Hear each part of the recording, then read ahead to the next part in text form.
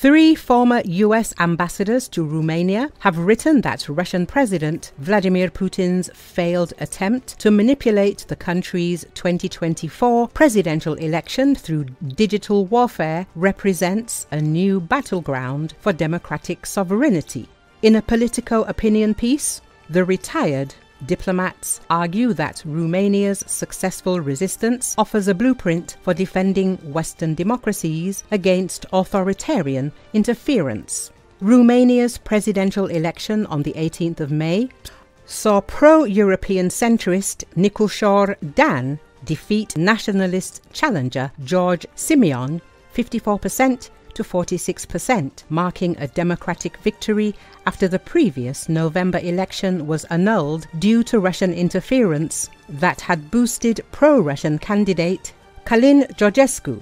Mark Gittenstein, Adrian Zuckerman and Jim Rosapep write that Putin spent millions of dollars attempting to install a pro-Russian president in Romania through what they characterize as a sophisticated social media manipulation campaign. The former ambassadors argue this represents a new type of warfare against democracy that eliminates the need to roll tanks into capitals. The diplomats contend that Putin's strategy involved boosting candidate Călin Georgescu from complete obscurity to capturing 21% of the vote in just 2 weeks through TikTok, Telegram and other platforms. They describe this social media blitzkrieg as a Leninist-style effort to destroy democracy in Romania, designed to undermine US, NATO and EU security interests. The former diplomats write that Romanian and Western intelligence services successfully uncovered what they call a stealth invasion of the country's electoral process. They argue that the discovery of serious violations of electoral law and foreign interference led to the Constitutional Court's extraordinary decision to annul the first round and order a complete do-over. According to the opinion piece, Georgescu violated Romanian law by claiming he neither raised campaign contributions nor incurred campaign expenses while benefiting from the multi-million-dollar Russian operation. The authors contend this exposed the candidate as having a malevolent benefactor in Putin. The retired diplomats write that when the second round was held, Romanian citizens responded to the crisis with clarity and courage, driving turnout from the average 51% to nearly 65%. They argue that voters chose the democratic pro-NATO path by a decisive 54% to 46% margin, effectively rejecting Putin's interference. The 3 former ambassadors reveal they had publicly urged Romanians to reject the Russia-backed candidate in what they describe as an unprecedented intervention. We couldn't silently stand by and allow the patently false Russia-driven propaganda to go unchallenged, they write, explaining their decision to issue an open letter with 4 other former US ambassadors. The opinion piece argues that Putin's approach evolved from his KGB background after failing to capture Kyiv militarily. The authors write that never far from his KGB roots, the Russian president realizes public opinion can be manipulated and shaped by political proxies and propaganda beholden to Russia's strongman. They contend this represents a long-standing Soviet strategy to destroy Western democracies from within, now deployed through social media platforms.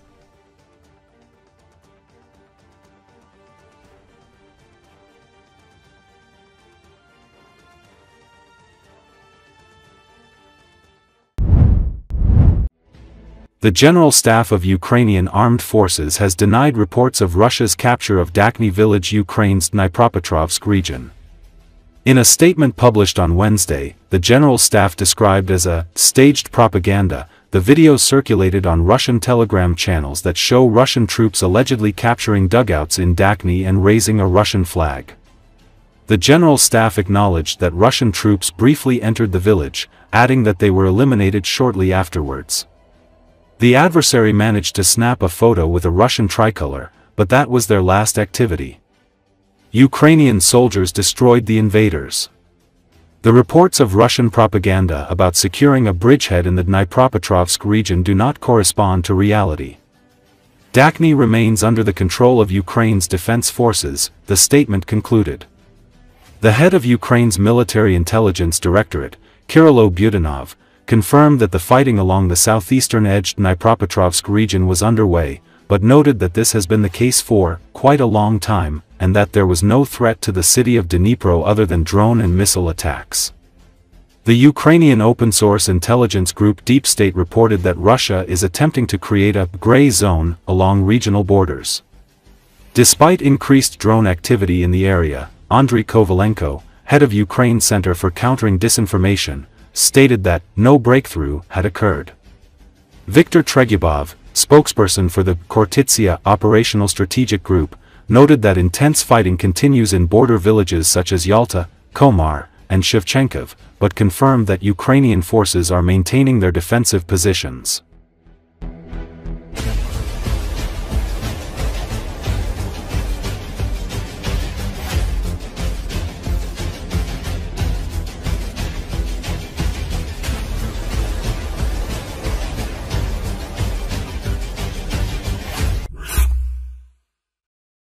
Russian forces overnight struck Kharkiv and the region with Shahid drones. One person was killed and 4 injured in the region, according to administration head Ola Syniehubov. According to Associated Press, a car shop, a residential buildings, and other civilian infrastructure were damaged in Kharkiv. Numerous residential homes, civilian and agricultural infrastructure were damaged in the region overnight, Syniehubov said on Wednesday morning. In the meantime, Russian artillery struck a hospital in Kherson on Tuesday night, injuring 5 patients and 3 nurses, regional administration head Alexander Prokudin wrote on Telegram. Russia fired a barrage of 114 long-range drones and 4 S-300 missiles at Ukraine overnight, the Air Force report says. They say 79 drones were either intercepted, jammed, or lost from radars mid-flight.